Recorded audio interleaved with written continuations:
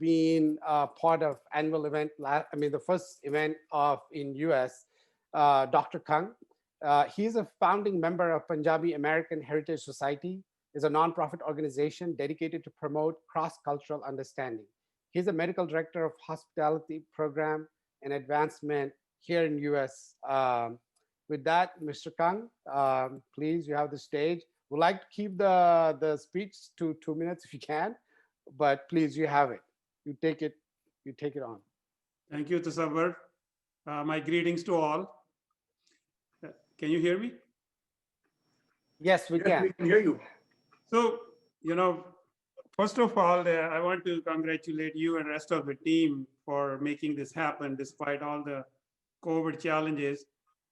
I just want to share some observations. Since the COVID started, I've been going a lot in the nature, been hiking and looking at the nature. The nature is so diverse. If you look at the trees, the different plants, they live in so much in balance. When you disturb one part of the nature, you destroy certain species, then you have the overgrowth of other species, and it can really disturb the balance. I think it very much applies to the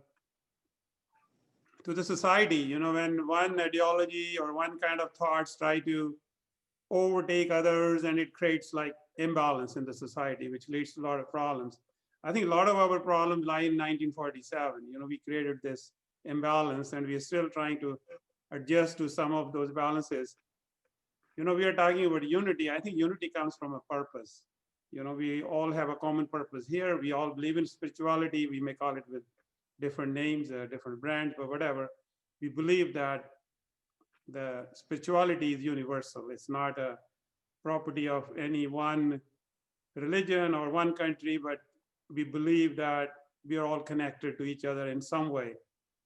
So just as I was mentioning earlier about India becoming America, with due respect, I think India needs to remain India because India has its own flavor and America has its own flavor. Obviously I agree with him that we want India to be a developed, financially strong country, and it can only happen if we have a common purpose. We all work towards it, and all human beings deserve decent quality of life. They deserve to live their lives to the best.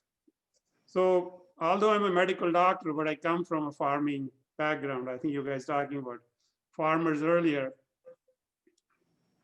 My Nanka side, my mom's family, they're all still in Indian farm. And one of my uncle, my mom's brother, and his son are right now sitting in Sindhu border on Delhi for last 10 days. He's a 78-year-old man and has a pacemaker, and he's sitting out in the cold weather with all the pollution, with no toilets, no bathrooms. So I reached out to him that, what are you doing there? Why don't you go back home? You can get sick. You know what he told me? He said, I'd rather die for a purpose than going home and dying on a bed 5 or 10 years later. That's the kind of spirit the farmers have. So I also farm in US, although I'm a doctor, but just want to give some idea to my friends who are not from a farming background. In US, less than 4% people farm. So it's a very small amount of people who farm in US. Their land holdings are big. Still, we have to depend on subsidies from the government, because farming is not a profitable business. But in India, 60 to 70% people are dependent on farming for their livelihood. It needs to change. We all agree we need to make changes, and we can't just, it needs to transition to industrialized world, but it can't happen overnight.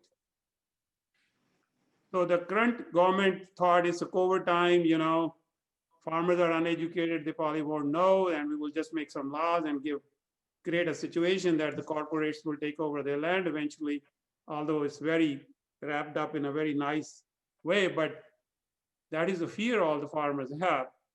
So when the agitation started, it was pretty centric to Punjab. But look, the spirit of purpose can do. Now, Haryanvis joined, people from Rajasthan joined, people from UP joined, people are coming from Tamil Nadu, Odisha, Bengal, Karnataka, Maharashtra. mean the government tried to label initially it as a Khalistani agitation or a separatist agitation, but now it's a pan-Indian, or it's not even just pan-Indian.